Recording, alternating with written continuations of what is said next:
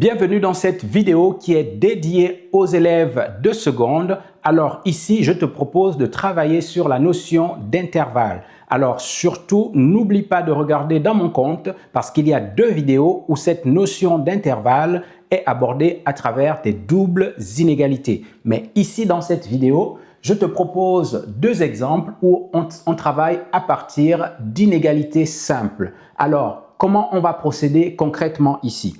Alors, le premier enjeu pour toi, c'est déjà de lire cette inégalité simple dans le bon sens. Alors, comme je te l'avais montré en termes de méthode, il faut considérer que le symbole ici, c'est une bouche qui est ouverte. Et la bouche va être ouverte pour manger une quantité, mais une quantité qui est la plus grande, n'est-ce pas? Et donc, c'est ce que je t'ai dit que la bouche, par gourmandise, va vouloir manger la plus grande quantité.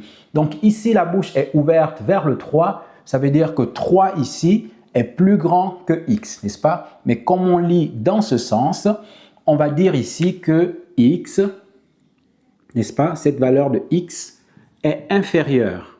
X ici, inférieur ou, et j'entoure le ou, égal à quelque chose, n'est-ce pas? Qui est ici la valeur 3. Alors, tu sais que quand on a inférieur ou égal, ça veut dire que je dois être plus petit que 3, mais je peux aussi être égal à 3. Ça veut dire qu'ici, on a une inégalité au sens large, n'est-ce pas? Donc ici, je te mets que j'ai une inégalité simple. Inégalité simple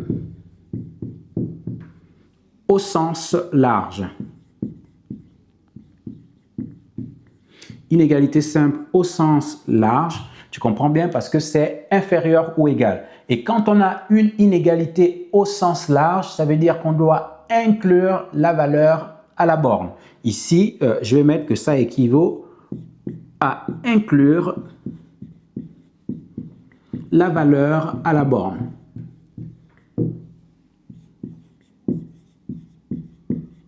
Et cette valeur à la borne ici, c'est la valeur 3. Bien, alors comment on va représenter cette situation sur une droite des réels? Donc ici, j'ai ma droite des réels, n'est-ce pas? Qui va de moins l'infini jusqu'à plus l'infini. Ici, je vais mettre ma valeur 0 et je dois positionner la valeur 3. 3, c'est plus grand que 0, donc je vais être ici à droite. Je mets ma valeur 3. Et maintenant, il faut que je revienne à l'interprétation de ma phrase. Ici, je dois être plus petit que 3. X doit être inférieur à 3. Donc, les valeurs qui m'intéressent vont être plus petits que 3, n'est-ce pas? Donc, je vais être dans ce sens ici. Je vais avoir toutes mes valeurs d'intérêt qui vont être dans cette zone que je matérialise en rouge, n'est-ce pas? Et toute la question, c'est qu'est-ce que je fais ici de la borne 3? On a dit que l'inégalité est au sens large, donc on doit inclure ici la valeur 3. Alors, je t'avais donné une méthode mnémotechnique, n'est-ce pas, pour savoir dans quel sens je vais orienter mes deux bras. Les deux bras doivent être orientés dans la zone d'intérêt lorsque l'inégalité est au sens large, n'est-ce pas? Donc, si je dois inclure la valeur, mes bras doivent être tournés et embrasser toute la zone d'intérêt. Et donc, la zone d'intérêt est par ici. Donc, mes bras vont être tournés dans ce sens-là, d'accord? Tout simplement parce qu'il faut inclure. On a une inégalité au sens large. Donc, finalement, mon intervalle des valeurs x, c'est quoi? Ce sera toutes les valeurs de x qui appartiennent à quel intervalle? Et n'oublie pas qu'on se déplace dans ce sens sur l'axe. Donc, la première borne que je vais écrire, c'est moins l'infini ici. Et on doit toujours exclure l'infini, n'est-ce pas? Donc, je vais ici moins l'infini.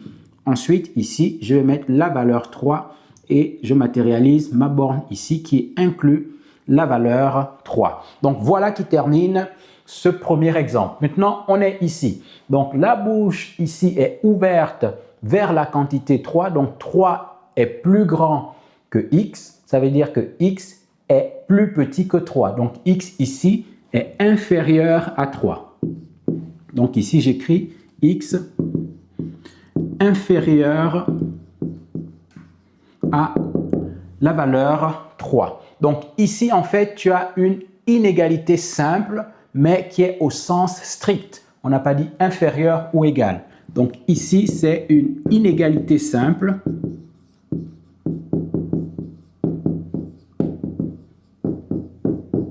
au sens strict.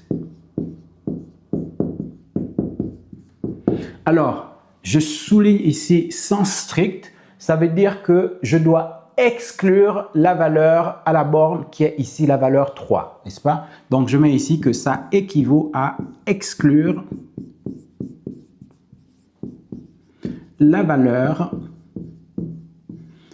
à la borne. Et cette borne ici, c'est la valeur 3. Bien, maintenant, comment on va représenter cette situation sur une droite des réels? Sur la droite des réels, on va de moins l'infini jusqu'à plus l'infini ici. J'ai ma valeur 0 et je dois positionner ma valeur 3. 3, c'est plus grand que 0. Donc, je vais être ici à droite. J'ai ma valeur 3. Maintenant, quelle va être ma zone d'intérêt? La zone d'intérêt, ce sont les valeurs de x qui sont plus petites que 3. Donc, x inférieur à 3. Je suis plus petit que 3 dans ce sens, n'est-ce pas? Donc, ça, c'est ma zone d'intérêt. Les valeurs de x qui sont plus petites que 3, n'est-ce pas? Et ensuite, qu'est-ce que je vais faire de ma borne 3 ici? Je suis dans une inégalité au sens strict. On a dit qu'on doit exclure ici cette valeur 3. On va exclure la valeur 3. Et selon la méthode que je t'ai montrée, lorsqu'on inclut, les bras doivent être tendus vers la zone d'intérêt, mais comme on va exclure, les bras vont être dans la zone opposée à la zone d'intérêt, n'est-ce pas? Donc, on va être ainsi. Et finalement, l'ensemble des valeurs x en termes d'intervalle qui va nous intéresser, c'est quoi? Je dois écrire dans le sens de la gauche vers la droite. Je commence d'abord par moins l'infini qu'on exclut toujours, n'est-ce pas? Donc, moins l'infini.